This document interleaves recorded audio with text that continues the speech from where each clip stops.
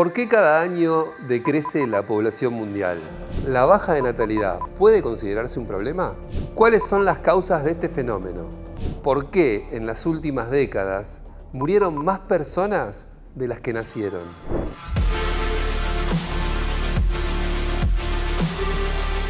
Los expertos aseguran que para fines del siglo XXI podría vivirse una crisis global de subpoblación.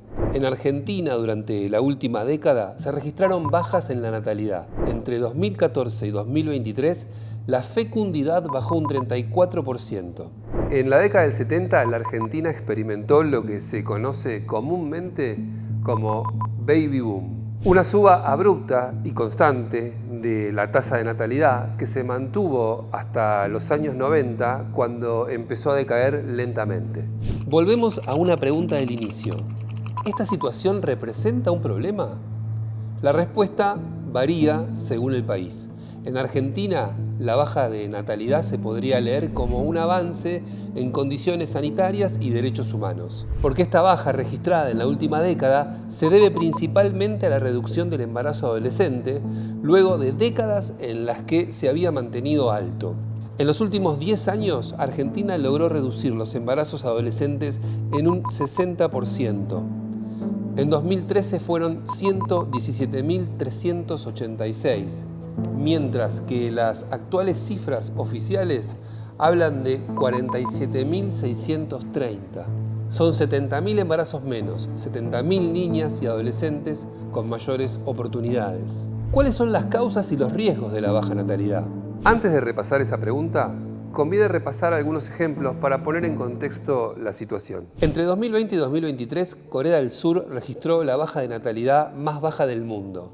El gobierno de Seúl teme que si no logran revertir esa curva, la mitad de las 228 ciudades del país podría desaparecer.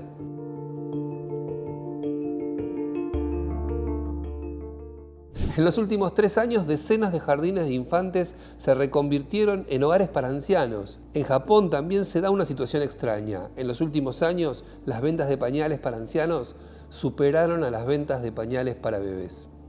A diferencia de lo que vemos en Argentina, para los coreanos sí representa un problema la baja de natalidad. Un panorama similar a lo que se vive en la mayoría de los países más poblados del mundo, algo que alerta a los gobiernos.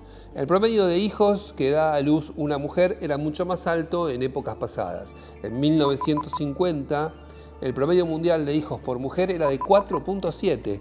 Se estima que para 2100 ese promedio será de 1.7 hijos por mujer. Si se dan estos pronósticos, el mundo podría alcanzar su pico de población en 2067 con 9.700 millones de habitantes. A partir de entonces, la cifra empezaría a bajar hasta alcanzar los 8.800 millones de habitantes para fines del siglo XXI. Ahora sí, ¿cuáles son los motivos de la baja de natalidad mundial?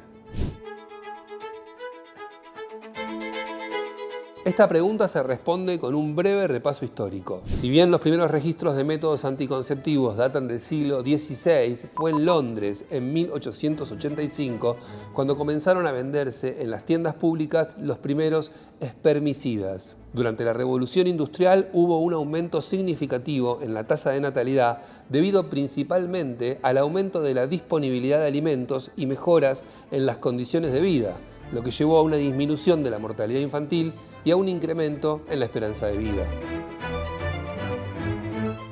Otra época con tasas de natalidad altas fue después de la Segunda Guerra Mundial, entre las décadas del 40 y de 1960, especialmente en los países occidentales, en los que hubo un incremento abrupto debido principalmente al regreso masivo de los soldados que habían estado en la guerra. En 1960 la píldora anticonceptiva llegó a los Estados Unidos. Pocas innovaciones médicas tuvieron un impacto social tan grande como esta droga.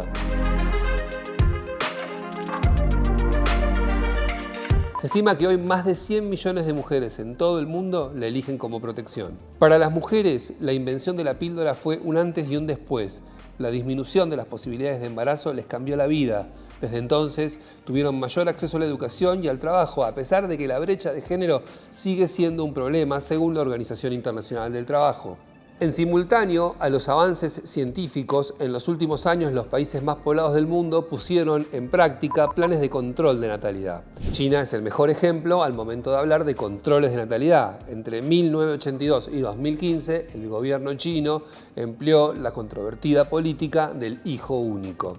La norma afectaba a las parejas que residían en zonas urbanas. Si no cumplían, se los sancionaba con fuertes multas.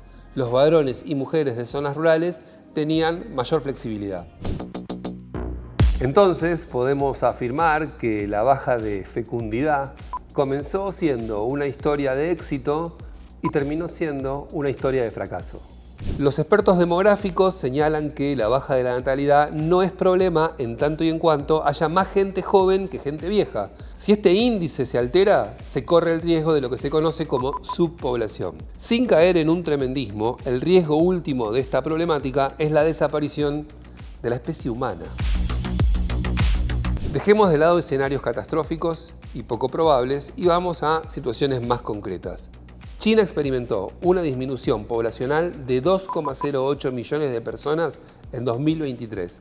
Esta caída es el doble de la registrada el año anterior, cuando el país marcó su primera reducción demográfica en 60 años.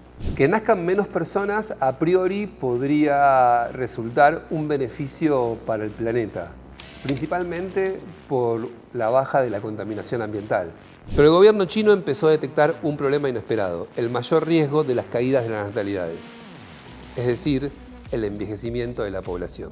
Es importante aclarar que para un país la baja natalidad no tiene el mismo peso que para otro. En ese sentido, en China la situación suele agrandarse debido a los altísimos estándares de productividad que rigen a la sociedad. Beijing está embarcada en una disputa geopolítica con Estados Unidos para ser la primera potencia mundial. Un descalabro demográfico arruinaría las ambiciones del gigante asiático. Existen diferencias significativas en las tasas de natalidad entre diferentes regiones y países. En algunas áreas, especialmente en África subsahariana, las tasas de natalidad siguen siendo relativamente altas debido justamente a la falta de acceso a métodos anticonceptivos, a la pobreza y a las normas culturales que favorecen la maternidad temprana. España ofrece otro matiz. En 2023 se registró la menor cantidad de nacimientos desde 1941, pero su población sigue creciendo debido a la ola migratoria que recibió el país tras la pandemia de coronavirus. Varios países de Europa tienen políticas migratorias que generan repudio. Basta ver las cárceles flotantes en Inglaterra, las jaulas de migrantes en Bulgaria y cientos de imágenes que en el último tiempo se volvieron tristemente comunes. Pero este panorama podría cambiar en los próximos años. ¿Es posible imaginar que países europeos que hoy expulsan a los migrantes compitan por atraerlos en un futuro no tan lejano? Esta es una de las herramientas que podrían implementar los países más ricos del mundo para resolver el problema. Hay otras. Algunos países intentaron poner en práctica políticas específicas, como la baja por paternidad, aumentos en la paga por la baja maternal, la oferta de un cuidado gratuito para niños e incentivos financieros para nuevos padres. Por el momento, ninguna de estas aparentes soluciones impactó en la curva de natalidad. ¿Por qué en el mundo baja el índice de natalidad? El alcance de los métodos anticonceptivos, la educación sexual, el encarecimiento de la vida en las ciudades, el cambio de rol de la mujer y los planes de control de natalidad redujeron los nacimientos a nivel mundial en las últimas décadas. Hoy, en la era de Internet y de la globalización sin límites, los gobiernos están buscando la manera de reencauzar esta situación. Lo que en ocasiones puede parecer muy beneficioso, a la larga podría representar un peligro si no se revierte esta tendencia.